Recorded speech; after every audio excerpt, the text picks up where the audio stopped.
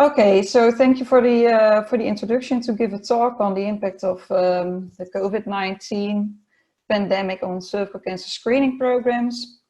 I have to admit this is a really new topic for everyone.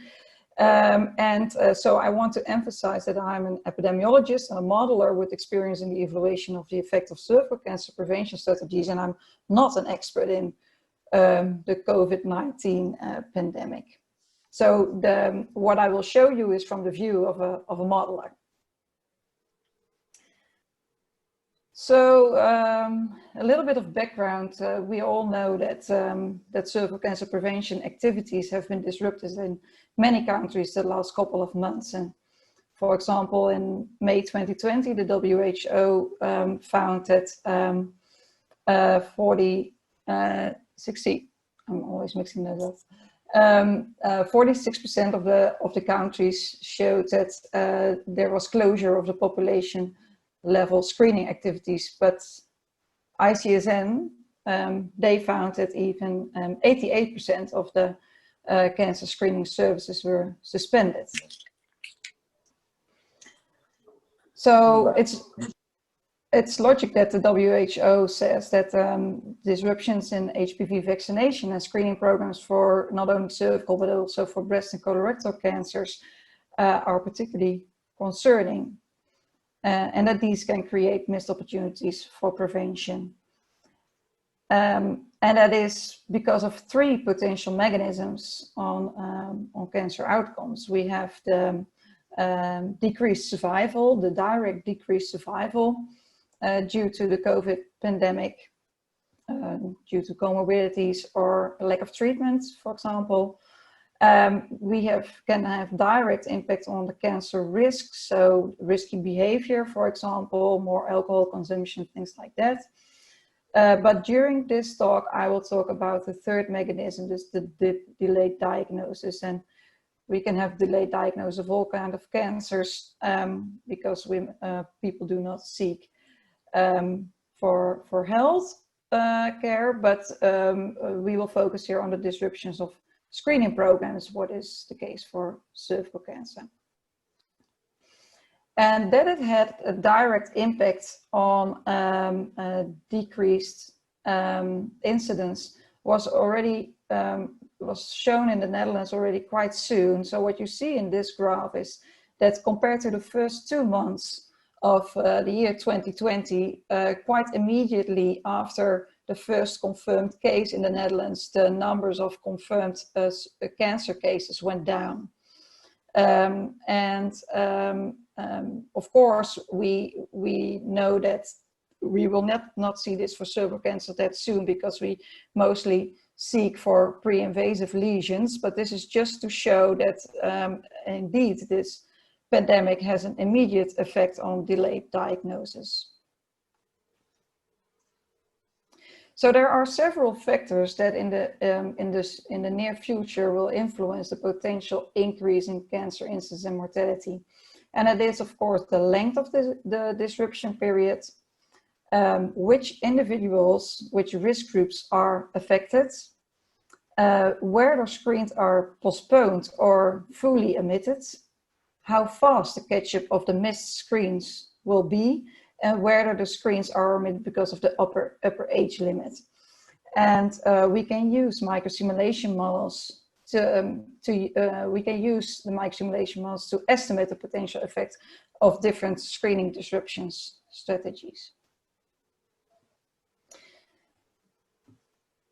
So what we did is that we used our MISCAN microsimulation model to simulate 4 different restart strategies for cervical cancer screening.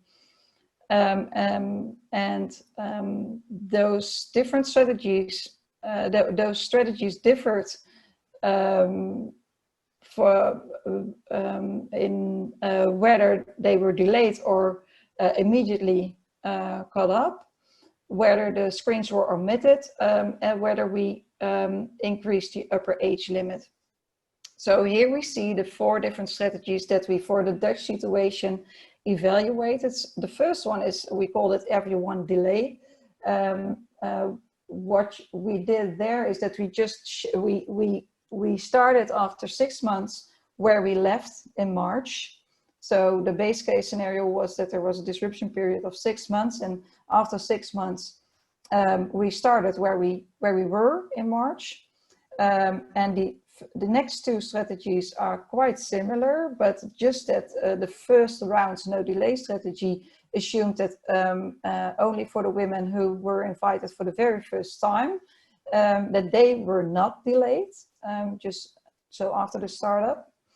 And the third strategy is compared to the everyone delay strategy, different, that we do continue after the stop age. So as a result, the women have the same number of screens during their lifetime. And the fourth strategy, that's the most positive one, but also the most unrealistic one, is that we immediately catch up everyone after the disruption period. So the conclusions based on this study is that the disruption of screening activities in a well-screened population up to 9 months has little influence on cervical cancer incidence and mortality rates. Obviously, if all missed screens are caught up directly after the disruption period, we see the smallest effects on incidence and mortality, but this has a big and even an unrealistic effect on screening capacity.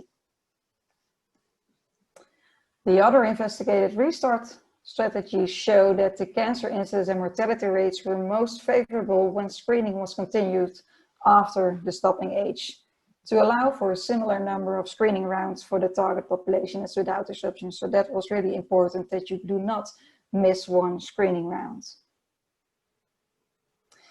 However, I fully understand that the impact can be much larger if surveillance, colposcopies and excisional treatment activities are disrupted, or maybe even disrupted more as primary screening activities, because we know those women are at high risk. If higher risk groups, for example, low SES women, are more affected than the low risk groups.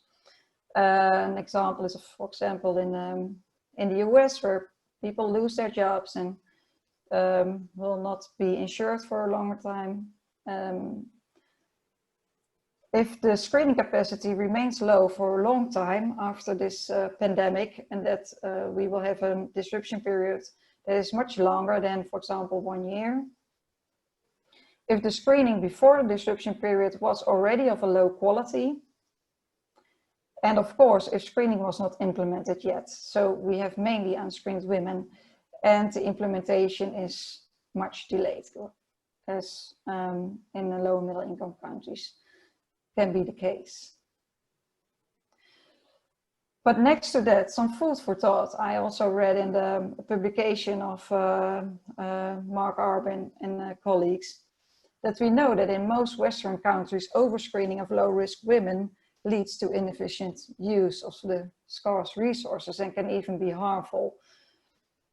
So on the other hand, the COVID-19 pandemic might also generate opportunities for more efficient prevention by promoting more cost-effective evidence-based protocols, by focusing on women who are at high risk, extending HPV testing on self-collected samples, and discouraging inefficient policies such as screening with 2 tests or annual testing. Given this rather strange situation, it's even more important, I think, that we have international collaborations like we have today and yesterday, and there we also, as modelers, have a modeling consortium where we share our studies that are performed. The study that I performed, or that I showed you during this presentation, is just one of many that are currently performed, and it's really important and nice that we can have discussions in these kind of consortia. And personally, I think that the biggest problem is that there was already a really unequal situation for cervical cancer prevention worldwide, and I'm afraid that that will even be more unequal due to this pandemic. So this was the presentation. Of course, I'm happy to take any questions. And this is the slide where I showed all the different discussion points, but I'm sure that there is a lot of things to discuss.